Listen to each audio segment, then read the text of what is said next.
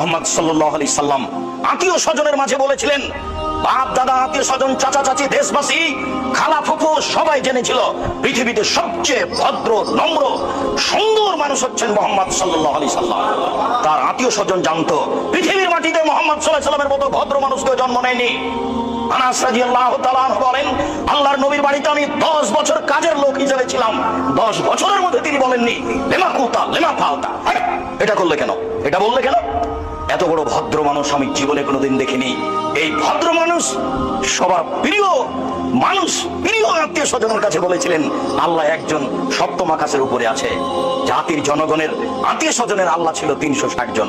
আল্লাহ যদি ছেড়ে দিতে বলেন তাহলে মানুষ মেনে নেয় কি করতে? তাই তো মানুষ বলেছিল, এ কি যেমন তেমন আশ্চর্য, এ কি যেমন তেমন পথ, আল্লাহুস সামাদ। আরে অন্তত কেউ তো 3 জন মাবুদ মানে, এ বলছে 3 জনও নয়, মাত্র একজন সপ্তম আকাশের উপরে থাকে। কেমনে মারা যায়? একে হত্যা করতে হবে, না হয় দেশ থেকে তাড়িয়ে দিতে হবে, নইলে জেলখানায় বন্দি করতে হবে, 3টের যে কোনো একটা করতে হবে। এটাই তাদের সিদ্ধান্ত। এত বড় ভদ্র নম্র মানুষের উপরে হক বলাও যেমন জটিল, হক মানাও তেমন কঠিন। আবু হুরায়রা রাদিয়াল্লাহু তাআলা আনহু বলেন, রাসূল সাল্লাল্লাহু আলাইহি ওয়াসাল্লাম বলেছেন, ইয়াতি আলান নাসি জামানুন লা ইয়ালিন নাস মা খাজা মিনহু আমিনাল হালাল আমিনাল হারাম।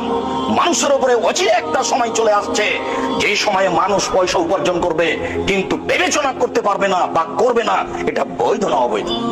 সেই সময় এখন মানুষ পয়সা উপার্জন করছে কিন্তু বিবেচনা করতে পারছে না বা করার চেষ্টা করছে না, এটা বৈধ না অবৈধ।